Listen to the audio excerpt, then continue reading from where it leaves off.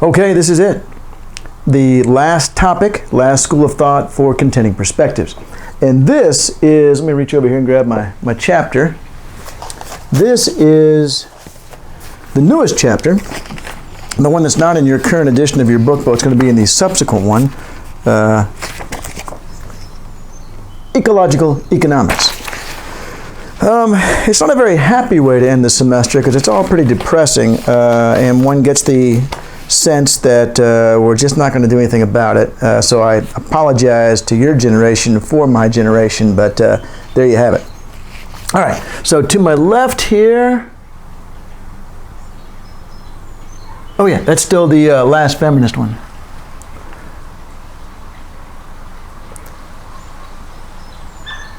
Ecological Economics, yeah, it's all on there. And there's the link right there to the chapter, because again, it's not in the book. And so I'm just going to give you, I've written some notes here, give you kind of a background on the chapter itself and some of the ideas that are going on here. First of all, turns out there's a bit of a disaster in the climate. 97% of all scientists agree that this is true, and I don't know of any economists who deny it. I know of some people in their mother's basements who deny it, but otherwise, my dog denies it. He doesn't understand what's going on. And right to here, this is a quote from NASA early on in the chapter from 2020. Global climate change has already had observable effects on the environment. Glaciers have shrunk, ice on rivers and lakes are breaking up earlier, plant and animal ranges have shifted, and trees are flowering. The potential consequences include, but are not limited to, severe droughts, flooding, a decrease in water quality, an increase in waterborne diseases. By the way, this is a updated version from what you have. So I have some things in this chapter that you don't. So I'm not just reading what you could read for yourself. Larger and more powerful hurricanes, loss of coastal lands, poor air quality, longer and more severe heat waves, an increase in acidity, a lot of stuff. And there will inevitably be unanticipated outcomes, particularly given the tremendous complexity of the global ecosystem and the political, economic, and social factors interacting with it. All right, so there's a problem. Now, the economics discipline, let me back up a little bit and tell you that the people that helped me with this chapter, I send every chapter out to folks to have them read it for me. One was Clive Spash, who is an acquaintance, who's an economist. Oh, I showed you a picture of him. When we were doing the Marxist stuff, he was at that Heterodox Economics Association meeting where I showed you that my mother said, "You've never met someone named Clive?" I was like, "No, I've never met anybody named Clive before." But there's a Clive out there. So he helped me with it. He is teaching in Austria now and in a position where what he does is climate stuff. And Richard Norgaard, who is at Berkeley and has been working in this area for decades, and boy, our email exchanges were awfully depressing. I think that the last exchange we had was something along the lines of that I now feel energized by the idea that there's something we need to do, but also depressed by the fact that I don't think we're going to do it. And he said that pretty much summed up how he felt. Now, let's see here. And this was the reason I brought that up there. What made me think of it was one of his big complaints was that economics has contributed very little to the discussion about climate change. Any school of thought, the neoclassical, Austrian, Marxist, post-Keynesian, institutionalist, new institutionalist, feminist. Who did I leave off? Somebody? I don't think so. But none of them have really contributed much to the discussion about climate change, and he finds that very frustrating, and I sensed some resentment about that too. All right, so what I'm going to talk about here, the big thing in this chapter, is going to be the difference between environmental economics and ecological economics. Environmental is the mainstream economics, the neoclassical version of we're going to look at the climate and at the environment. And ecological is the sort of the main focus of the chapter. Ecological is the separate school of thought, the different school of thought, different from the mainstream, and it's much broader. In fact, it's a little bit feminist in the sense that it's similar to their school of thought in how broad-reaching it is. They're pulling in from all different disciplines. I have to say, however, that to some extent, this whole area is not just interdisciplinary, it's transdisciplinary. And you have a study question on this, so I'm going to talk about it for a second. Something is interdisciplinary when, okay, I do research on exchange rates. And if you've taken my exchange rate class, then you know that we talk about agents' expectations, that when people are forming their forecasts. Well, for a lot of that stuff, I looked up psychological literature, the literature put out by psychology professors on how people make decisions. So I reached into another discipline, but we also have theories on that. Economists also have theories on how forecasts are made. So it's not like I'd never heard of a forecast or I'd never heard of decision making. We have our own theories, and then I checked out to see what theirs were to see if I could merge those two.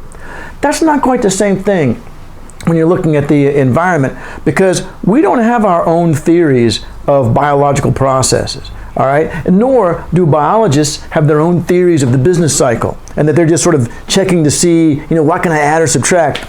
That with a transdisciplinary approach, you're pretty much having to reach into somebody else's discipline and just take stuff out wholesale, because you don't really know much about it, all right? So that's one of the interesting differences about this school of thought than any other one we've done, is that it is inherently transdisciplinary in that you are forced, unless you happen to have a PhD in biology and physics and economics, you're forced to rely on experts in another area.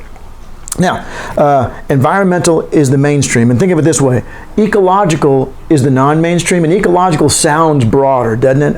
Ecology, and that's appropriate, right? So that's the broader view. Then the environmental economics is the neoclassical view. Now, they both agree that there is a very serious problem on the planet. And they both agree that the market system has contributed to this. All right, the fact that we are burning fossil fuels and production processes are using the cheapest thing available, which is still fossil fuels. And so they both agree on that.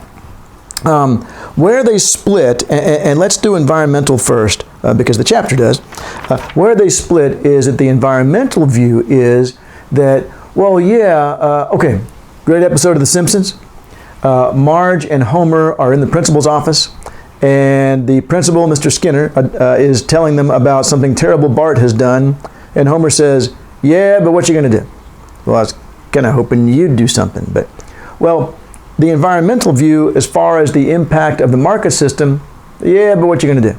I mean, market systems are natural, they're really the best, and so any solutions we devise, I'm checking my phone during class, any solutions we devise must be devised within the context of the, now I got distracted by the fact that Alex was just asking Melanie for a Diet Coke as she came home. Any solution must be devised within the context of the market system. I'm going to move the mouse real quick so this doesn't go to sleep. All right. So we're going to work within, work from within. So, for example, how are we going to reduce carbon emissions on the planet, which is the key problem? Well, we should have a tax. All right, we should tax the use of it, or we could sell the rights to use it. We could market them, and so this way we're still using the market. All right, we're still using the market system to figure out how to solve the problem, and also. They typically frame these issues in environmental economics, not in ecological, but environmental, in a cost-benefit framework. They sort of figured out, well, what would the dollar value cost of X million people dying be? What would the dollar value cost on the next generation be? So we can figure out the cost and benefit in dollar terms. And it requires them to quantify some things that other folks would say are exceedingly difficult to quantify. For example, the value of the lives of future generations that haven't been born yet. The last thing I want to say about the environmental approach is that there tends to be, and this was very much me until I wrote this chapter, there tends to be this sense of, yeah, but we're going to figure something out. All right, this sort of almost blind optimism that technology will solve the problem. And in the new version of the chapter, I don't think this is in the one that you had, I discussed the fact that most economists today are about, I'm sorry, I can't find it here now. I reread the whole chapter a moment ago. But talking about the age of the average economist, and that these economists have grown up in a world where life did keep getting better. So I was speculating in the chapter, but part of the problem may be that the people who are making the decisions right now are people who have grown up. Oh, that's not it. People who have grown up with the idea that things simply get better. And the problem is these people analyzing this are saying is that that's not necessarily true. And so we shouldn't be sitting and waiting for some magic solution to come along, because there may not be one. Oh, I know where it is. No, I don't. Oh, what's in there somewhere? If you want a copy of this one, email me and I'll give you a copy of the chapter. But don't use it for the class, because I actually changed some things, and I changed my mind about some things, but I didn't want to screw with you all by changing your study questions. So don't use the new version for the study question answers, but if you want a copy, just let me know and I'll send it to you. Okay, ecological economics as opposed to the environmental. Now I need to pull up a slide here, or no, it's not a slide, it's just a picture. All right, ecological economics. They absolutely start with the idea that the economy is inside a global ecosystem with physical laws and biological processes. Now here's a really common way for them to explain this, and let me zoom in on this a little bit. I thought this was really interesting.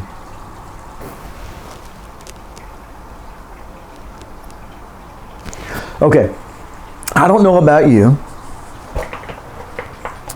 but I learned this in my intro econ class, this whole circular flow thing. That households provide factors of production, labor, and then the firms provide goods and services, and then the households are receiving wages and rent and dividends and income, and then they're spending that back this way. So there's this cycle that's taking place. And in your typical intro econ class, you are encouraged to believe that this is a very positive thing, that there really is no limit to it, and that there is a certain advantage to this whole cycle moving faster and faster and faster, that we're better off if it moves faster. This is the typical way an ecological economist explains these processes. They say, look, here's our energy. Every bit of energy on our planet ultimately came from the sun, all right? And so this outer part, of the white part of the egg, if you will, is the environment. We pull our inputs from the environment, natural resources and energy like coal. We then, with human activity, take these inputs and produce output. All right? So here's the inputs from the natural environment. And notice the economy is in the middle of all this, all right? It's stuck in the middle of it. It is dependent on the rest of the planet and on the biological and physical laws. So we are taking these inputs and then in our economy producing output. And part of what we produce is waste. Well, some waste gets recycled automatically. The planet can handle a certain amount of waste and recycle it, and some of it can't. And the part that it can't accumulates and accumulates and accumulates in the environment and degrades our ability to continue to do this in the middle. Right? The accumulating waste makes it increasingly difficult for us to carry on human activity. So, in an ecological economics class, they would say this is a really bad analogy for the way the world, for the way economics works. You have to always, without question, start with the concept that we have a limited amount of resources, and that as we use these resources, we create waste. And unless we actively try to make sure that we don't accumulate this waste, then we're going to reduce our ability to undertake this activity here. But wait, and I wanted to mention here too, they feel like there's too many things in here that are interrelated to get away with just taxing stuff. All right, that simply taxing the firm for polluting doesn't stop the pollution. Somebody deals with it. We cannot. This is one of the things that Richard Norgaard emphasized to me as we went back and forth on the chapter. He said that this approach has the idea that we can reduce the impact of waste, for example, to individuals, all right? That the individual firm is producing the pollution, but hey, they're paying for it, so what the heck? He said the pollution is still here on the planet. Somebody had to deal with it, all right? And so you have to take that into account. The second thing that is really an important starting point for this ecological economics, not just this, but also the first and second laws of thermodynamics. And I had to really work through these for a while until I could see where they were coming from. And I have some notes jotted down, but let me read you what it has actually in the book. And I believe there's a study question on this too. No, that's the feminist stuff still. I'll look in a minute. Here it is. Yeah. Okay. Also central to the ecological approach are the first and second laws of thermodynamics. The first states that energy may be transformed, for example, from chemical to mechanical, but cannot be destroyed. All right, so energy can't be destroyed. So you start off thinking, hey, that sounds good. That's really helpful. It's the second one that really sucks. The second one is that the amount of energy actually available to do work is constantly decreasing throughout the universe in a manner that is irreversible, right? If you heat up a pan to cook an egg, all right, what happens is the heat in the pan is very useful to do work, but it dissipates. Energy is always dissipating and therefore becoming less useful. If you have a waterfall, then while the water is high and going to a low place, it's creating the possibility of doing work, but once it hits the lake, that possibility is greatly reduced. When you burn a log, it temporarily releases great energy. However, that soon escapes into the atmosphere and the log is reduced to ash. These processes are irreversible. Hence, the amount of useful energy available in the universe is constantly and inevitably decreasing. Now, hopefully not in our lifetimes, but the idea is that it doesn't just magically come back, all right? Once we use it, it is then less useful. And you say, this, according to the ecological economists, changes the rules of the game. You cannot omit variables like land, energy, and pollutants from your production function and expect to understand what's happening to the earth. Now, so what do we got to do? Well, they say we have to transform what we think of as normal. Let me go back to that study questions here. We need a fundamental transformation in what we think of as normal in our society. And one of the suggestions they have is called degrowth, which is something, by the way, that wasn't in the original chapter. So, you won't have that in there. But basically the idea is that our current market system encourages growth. Think about GDP. We are always checking to see how much it grew. And I don't know if you know how much you know about macro, but generally speaking, at least in the old days when we talked about this, the economy has to grow at a certain speed in order to just stay at the same place in terms of employment. That the system encourages dissatisfaction. Hey, where's my cell phone? This has features I'll never figure out. I really don't need another cell phone. And yet, if I don't need another cell phone, then the cell phone company is going to suffer.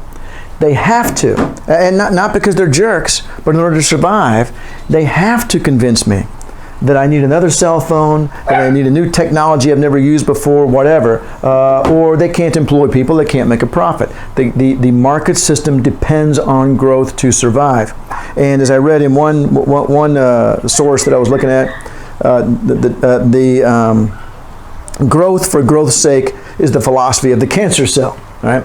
So we need to have a system where we don't base our economic system on simply producing more and more and more. We need to have activities that we are satisfied with that are not associated with burning fossil fuels and so forth. Yeah, no more growth for growth's sake, all right? And let's see, I wanted to say something else about that. First and second laws of thermodynamics. Yeah, our economic system punishes us for being satisfied with what we've got, and we can't ignore this. That is in the chapter you've got. Shifting to degrowth. Here's a quote from somebody talking about degrowth. requires rethinking our understanding of prosperity. It essentially requires a move away from high resource consuming and high greenhouse gas emitting lifestyles to decarbonized, low materials lifestyles.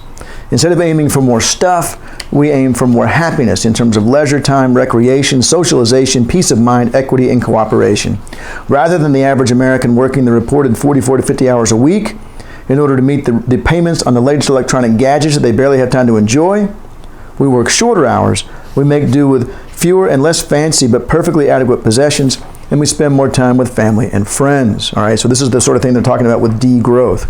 Now this requires, and I'm jumping ahead a little bit here of my notes, but this requires a philosophical shift that Norgard is pretty sure we're never going to make.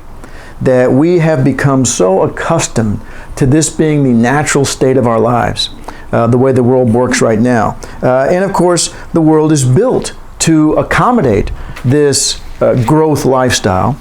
And so it would require a massive effort, not a few taxes here and there, but a massive effort to shift on to a new path. And he's really, what's the word? Not depressed. He is not enthusiastic about our chances of actually accomplishing that. All right, so, and I'm going to talk about that a little bit more here in just a minute, in case you're not depressed enough. Now, here's something that's common among the ecological economists. They're like, well, okay, what are our policy goals? All right. Well, our policy goals are that, what that noise is? It sounds like the toilet refilling, and yet no one was in there. Perhaps we have a ghost who needed to use the restroom. Let me close this other door here so I can't hear that. I believe Alex is up. Oh, no, it stopped, all right. So policy-wise, and this is in the book right now, and it's actually the answer to a study question. We need to reduce the impact of human economic activity on the planet. All right, fair enough. Everyone agrees on that. But in a way that is fair across space and time, a way that is fair from one country to the next and from one generation to the next. And that one's really hard to pull off because we have a terrible income maldistribution on the planet. There are extremely wealthy people in extremely wealthy countries and extremely poor ones. And it turns out that in getting a chance to say about how all this is going to work, it's $1 one vote, not one person one vote. So, as a consequence, the poorer parts of the world are likely to have the least impact on being able to change these circumstances. And guess who ends up bearing the biggest burden, though? It's going to be the poorer parts of the world. Are going to end up being the ones that are most impacted by climate change. That the richer parts of the world, who are actually the most responsible for creating the carbon emissions, will actually end up paying the least cost. So how do you convince people to do anything? And this is what the problem is. How do you convince people to do something that is drastically necessary in order to save lives and our ability to produce goods and services? Even right now, this is what, I have no idea what day of the week this, or what, hey, wait, it's the 24th of March, 2020. And it's the coronavirus shutdown. And the U.S. government and the Texas government are both talking about maybe we ought to ease up on the economy. Sure, some people are going to die if we allow more interaction, but maybe we should ease up because, doggone it, we need to have that market system. And that's the problem. We are so addicted to it. It's not even, we can't even imagine life not being lived this way, me included. And so here, in something that is a very real, disaster that hasn't even reached its full impact yet. We're already saying, geez, this kind of sucked having restaurants closed for a whole week. Screw it. Some people are going to die, sure, but that's the way it is. And who is it that's making these decisions but those who would most benefit from these restaurants and so forth being open? All right, let's see. Oh, yeah. Okay, so next thing. So what might we do? How might one picture a change is sufficiently significant to change our current path? Well, one of the things that's been suggested is the green, here's my section on income distribution, and now the Green New Deal has been talked about from a variety of sources. and there are a variety of varieties of it as well. But the basic idea with the Green New Deal is that, and what I say and this is in your version as well, what I say in here is there's several versions. We're going to focus in this chapter on the post-Keynesian version, on the assumption that it better represents what ecological economics is all about. So, the Green New Deal combines the imperative to reverse climate change with the belief that the market system neither automatically creates a job for every willing worker, nor does so to work at a living wage. So if you go back to the post-Keynesian stuff that we did for exam 2, there was a whole thing about what's the problem with the capitalist system, that we can end up with people without work even though we have plenty of stuff. And they were not arguing that we should. Now, the post-Keynesian solution, without the green part, actually just makes the problem worse. All right, so it's more about growth, which is about a different way to define growth. But with the green part, if you remember in the post-Keynesian section, there was a thing about the job guarantee, that if the private sector doesn't provide a job for everyone who's willing to work, then the public sector should.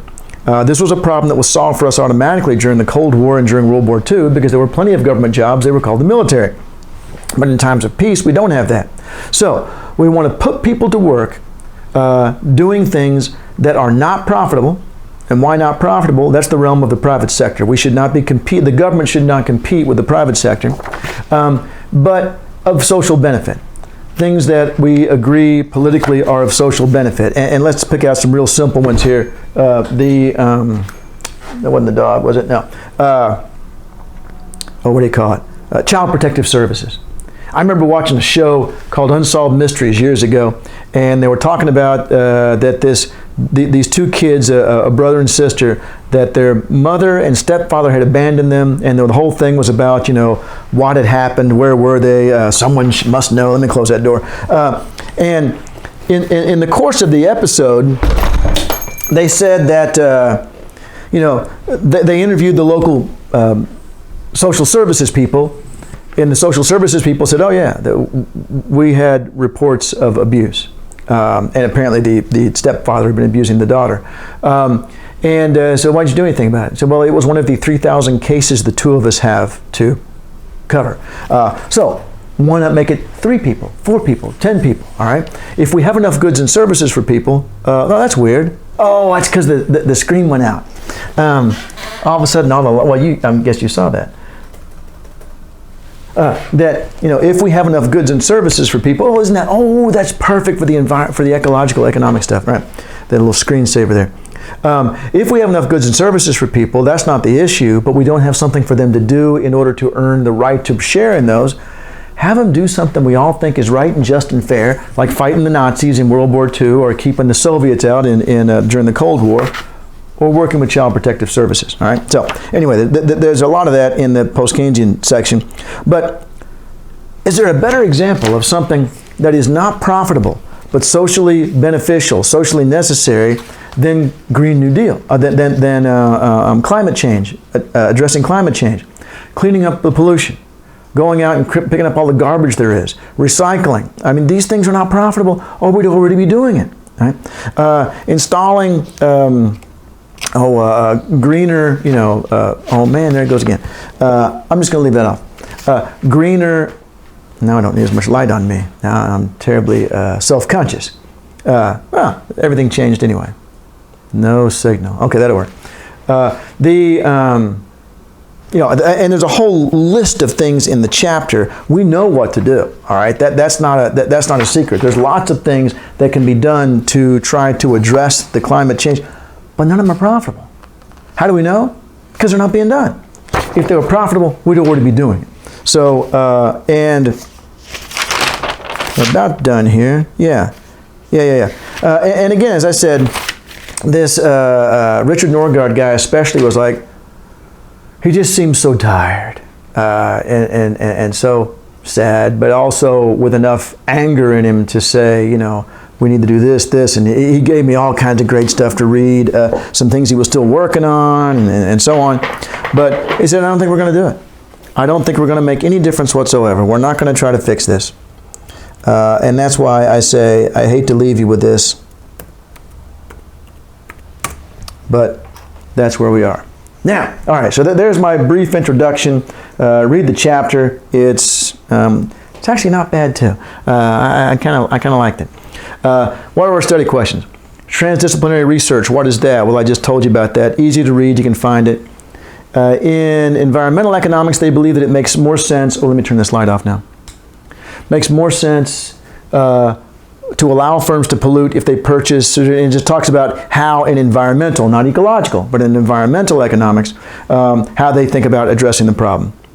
Now, into what sort of framework does mainstream environmental economics place their policy analyses? That's easy to find. I've mentioned it here, but I'm not going to mention what the answer is because I want you to look it up. What are the first two laws of thermodynamics? Yes, indeed, that is on the list of study questions. While environmental sets about solving natural resource problems within an unquestioned framework of capitalism, what do ecological economists say? So again, I've talked about this issue. Now here's something I didn't talk about just now, and that is there's a third group. There are environmental economists, ecological economists, and new environmental pragmatists, all right? And these folks tend to embrace neoclassical / environmental economics, largely because, not because they think it's necessarily the right approach, but they believe that it's the same language that policymakers speak, all right? So you'll see that in the chapter. What is the dual requirement underlying ecological economics policy? That, of course, was to reduce the carbon emissions and to do it fairly. And in that context, how does capitalism both create the problems for, in general, something I didn't mention about was that, well, now you can read it. It's an easy one, right? Who will bear 75% of the cost of climate crisis while causing just 10% of the problem? Guess who? The poor people in the developing world. Who's likely to bear the greatest burden of all? Women. I actually already mentioned that in the last lectures on feminist economics. What is part one of the battle to get climate change policies enacted? And I honestly don't remember the answer to that, because I know part of it is that you got to convince people. And let's see here. Here we go. Finding a means of motivating the primary offenders to act. Oh, okay. That first you got to convince them to do something because they have no incentive to, because the ones who are causing the most pollution are also paying the lowest price. And then, according to ecological economists, not only do we have to convince them to act, but we have to convince them to realize that the solutions cannot be limited to those that leave capitalism largely undisturbed. And then we have the stuff about the Green New Deal that I talked about a minute ago, and then here's some more stuff about it.